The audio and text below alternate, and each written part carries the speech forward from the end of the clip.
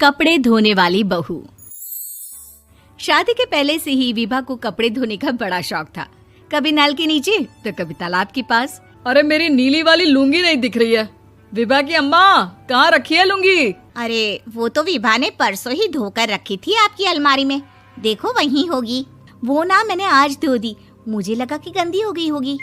अरे कैसे गंदी हो गई थी? उसे तो मैंने पहना भी नहीं। हे भगवान, इस लड़की के कपड़े धोने की आदत से परेशान हो गया हूँ मैं।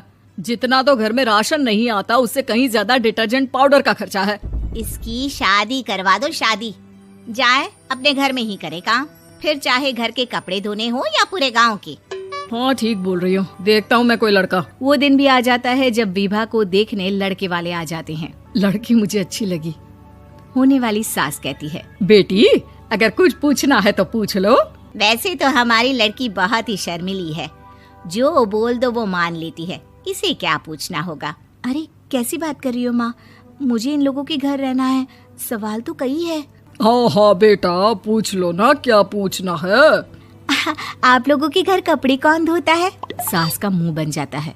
देखो, अगर तुम ये कहना चाहती हो कि तुम्हें कपड़े धोने नहीं आते तो सुन लो, कपड़े मैं ही धोती हूँ, लेकिन तुम्हारे आ जाने के बाद मैं रुमाल तक नहीं धोऊंगी। अरे चुप रहना भाग्यवान, बहू बेचारी घर आई नहीं, उसे डराना शुरू कर दिया।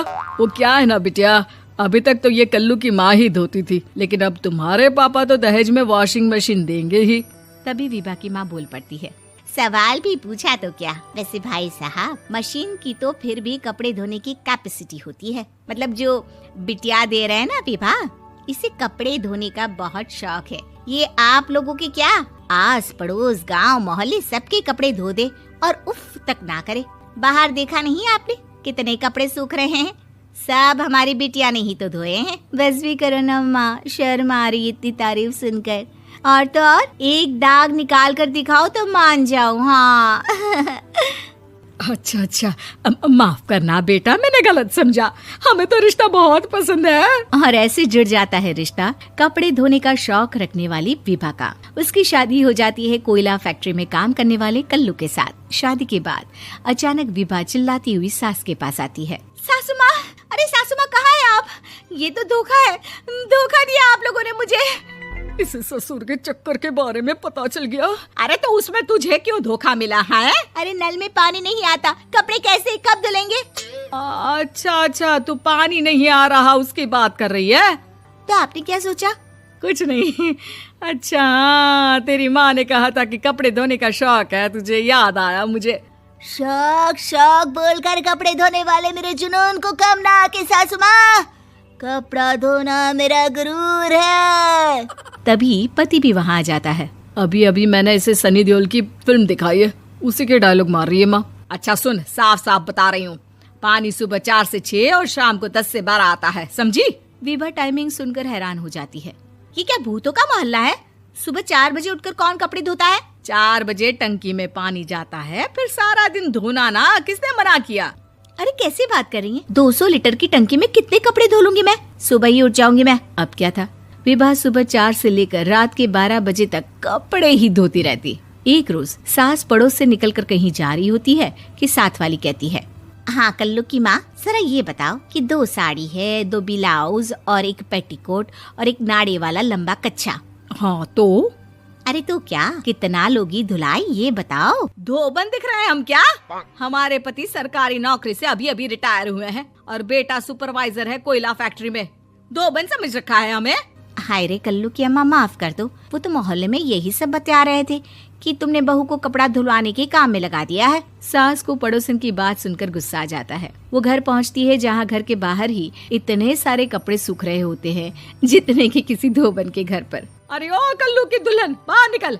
माँ जी यहीं आ जाओ, बाथरूम में चादर धो रहे हैं हम। अरे अभी हम धोते हैं, तुमको बाहर निकलो। ये आस पड़ोस वाले बोल रहे हैं कि हम बहू से कपड़े धुलवा कर उसे कपड़ा धोने वाली बना दिए हैं। अरे छोड़ो ना माँ जी, किन लोगों की बातों में आती हो? आस पास के लोगों का तो काम ही होता है कि वो किसी तरह सास बहू को लड़ा दे। बहू सारे घर के कपड़े धोती है, ये क्या कम है? बोलिए। सास को भी लग जाता है कि वो बहू का ये सनकीपन नहीं छुड़वा सकती, इससे अच्छा है कि खुद ही चुप हो जाए।